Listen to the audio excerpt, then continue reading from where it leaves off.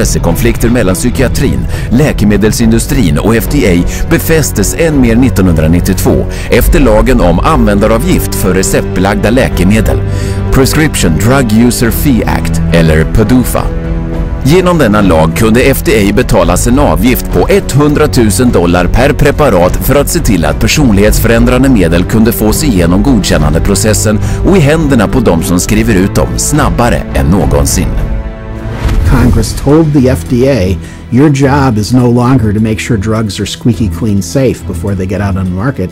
Your job now is to hurry up and get new drugs on the market faster. It acted to set the priorities of the FDA so that if there was a fee paid for a particular drug approval, it could be put on the fast track and rushed to market with less than the usual scrutiny that the FDA would give it. Och denna snabba väg har bytt bort säkerhet mot försäljning. Från det att PDUFA godkändes sjönk tiden för utvärdering av läkemedel från nästan 2 år 1992 till bara 6 månader 4 år senare. Samtidigt fördubblades antalet nya droger som släpptes till allmänheten. Även om detta påskyndande är katastrofalt för allmänhetens trygghet ger det enorma vinster för psykiatrin och läkemedelsindustrin. För ju tidigare ett medel har godkänts, desto tidigare drar det in pengar. Och det handlar om mycket pengar. I genomsnitt drar ett personlighetsförändrande medel dagligen in över $7,7 miljoner. Ett medel, Zyprexa, drar in nästan $12 miljoner dagligen. Och trots att FDA nu tar över $1 miljon för varje ansökan för ett nytt medel visar detta påskyndande av läkemedel inga tecken på att avta. Look at the relationship between the FDA, the pharmaceutical industry, and the psychiatrists. There's some kind of game that they're playing there. And what is the game? Well, you could say it's money, definitely money. And when you follow the money, you realize that there is no money in health. There's big money in disease. That's why all you hear about is managing disease or treating disease. You don't really talk about curing disease. And so psychiatrists have become mainstream doctors in America. And that is because of the pharmaceutical industry. They can thank the pharmaceutical industry because they become mainstream and because they have a lot more money than they used to. And the drug industry can thank them because now they have thousands of soldiers in their army distributing these drugs to everybody.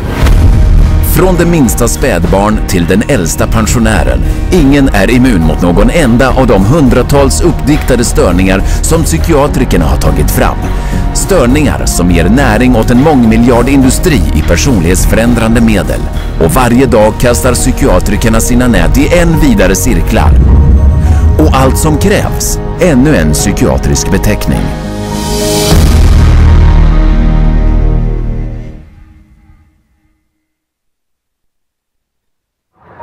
How many people do you know who have been diagnosed with a mental disorder? One. With a mental disorder? 2. I'm sure a couple. I know a few. About 3 or 4 personally. Probably 4. Half a dozen? I'll say about 9. At least a dozen. I bet I could count 15. 20 that I personally know. My oldest son is diagnosed. When my mother was diagnosed. Kid from my childhood. My friend and ex-boyfriend. Just my grandfather and cousins. A friend of mine, friends. A sister, my neighbors. 2 friends. A girlfriend. A niece. 1 friend. My mother. All my friends, everybody I know.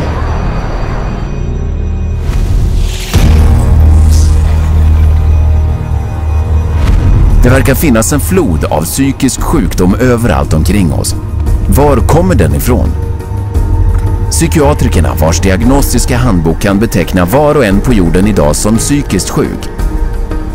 Psychiatrists, I believe, they look at every human being and they divide humans into 2 classes: clients and potential clients. We see this no more prevalent in any field than in the field of the mental disorders, where one disease after another is invented and then popularized and the public is made to worry about it. It's a disease mongering. It's the selling of sickness. You know, sometimes it's a drug in search of a market, and it's giving public awareness to minor conditions with the ultimate goal is to sell more medications. It's not caring for people. When you run out of symptoms, you don't have any more clientele to market to.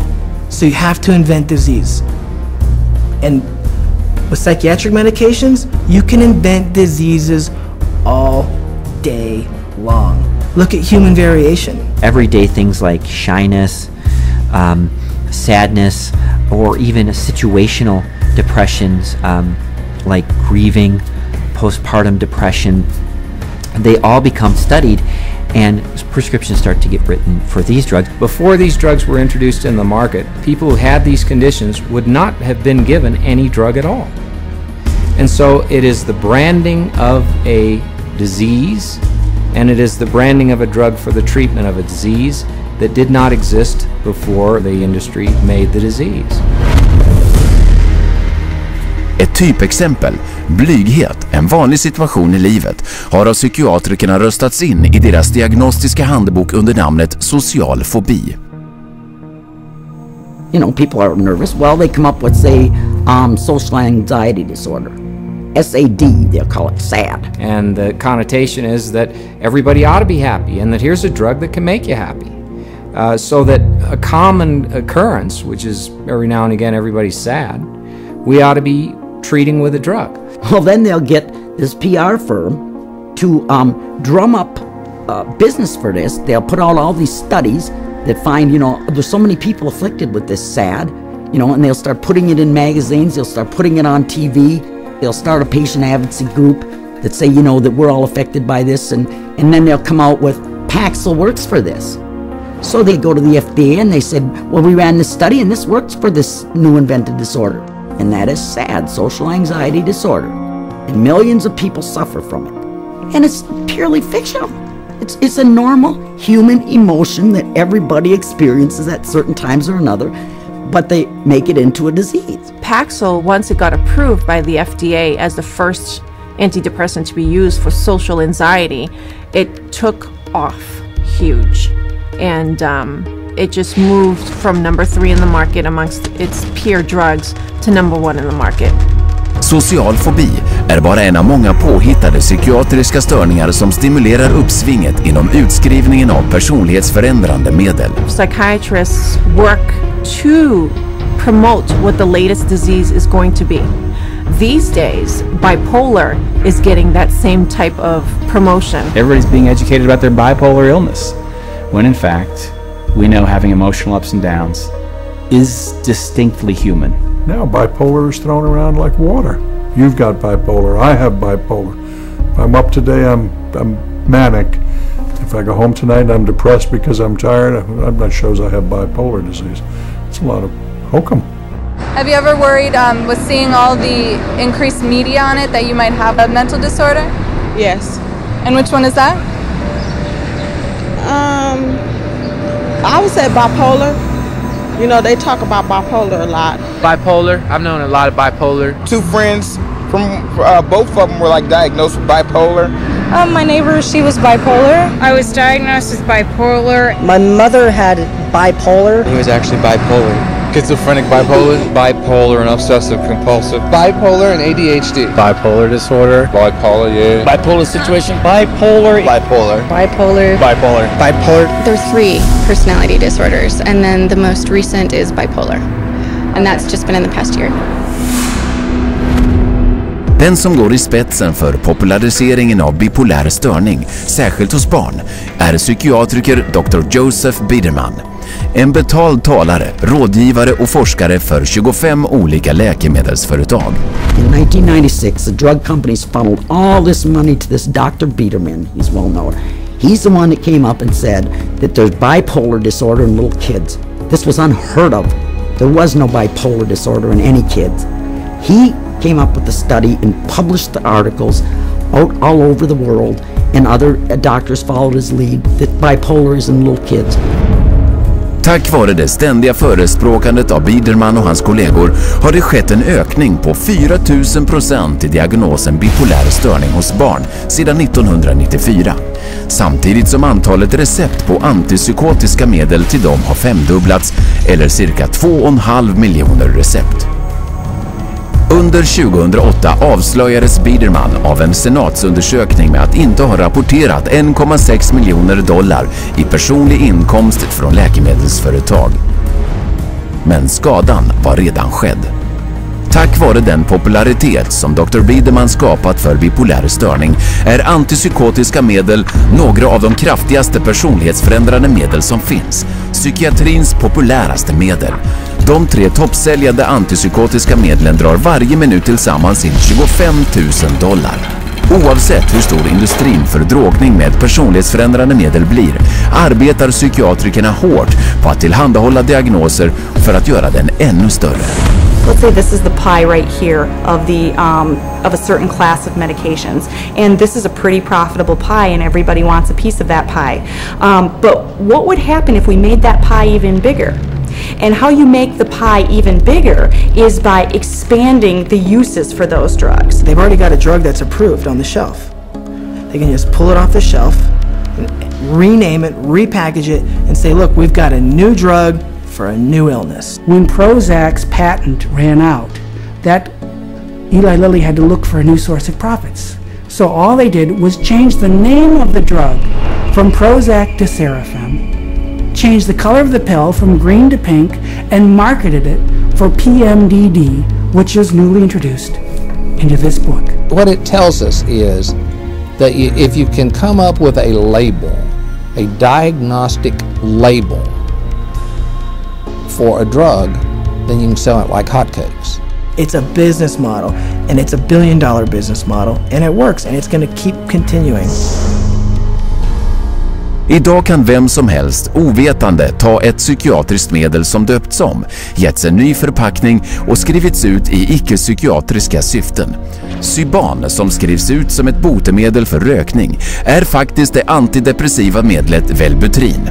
Cymbalta, ett psykiatriskt medel för depression och ängslan, marknadsförs nu under namnet Gentreve för urininkontinens. Psykiatriska forskare har testat personlighetsförändrande medel på så oerhört skilda tillstånd som fetma, alkoholism, hasardspel, blodvallningar, herpes, illamående, klåda, darrningar och att man drar sig i håret överdrivet mycket. Det är ett piller för varje sjukdom och praktiskt taget ingen får veta hur farliga psykiatriska medel är. As a chemist, I'm making these drugs. They're proving deadly in our labs, and they're proving deadly in other labs. Dangerous, ineffective, causing the exact same thing they're supposed to treat. How are they selling them? For anyone who's given a label of a psychotic illness, drugs seem to be the automatic choice of treatments as night follows day. That's all psychiatry does. It's dominated by psychopharmacologists who do nothing but manage symptoms by dispensing pills. That's it. And they don't work. But the fact that they don't work works to the advantage of the drug companies and the psychiatrists, which means that you're not cured, which means that you're a patient for life, you're a customer, you're a client for life. And the worse your health gets, the more drugs you need. It's a great deal for them. We should all be up in arms about the way we're being treated by psychiatry today. This is a very dangerous industry that has gone so far overboard in inventing fictitious diseases and drugging our children and our population that I consider it to be engaged in crimes against humanity. Med psykiatriska drogsummor på över $80 miljarder om året på spel är det omöjligt att komma undan den intensiva psykiatriska sjukdomsförsäljningen i dagens samhälle.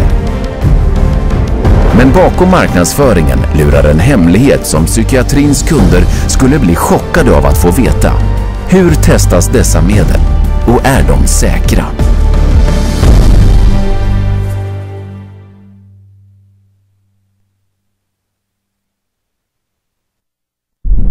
No one knows precisely how these psychiatric medications act. We don't know if I give you a medication if it is going to work or not. It's not a great deal of scientific support for using them. I myself, I try to pick a drug whose side effects might be useful. You have to choose what is the best option. We don't have sure methods. There are no rules. Everything it's an art, really. Often it's trial and error. It's a kind of a trial and error. It's trial and error. Some degree of trial and error, I guess. A blind man's bluff or something like that. You never know if it's the right drug. It's a much more complex subject. There's always going to be huge surprises, and that's what makes it so difficult. The best psychiatrists in the world will mess up all the time.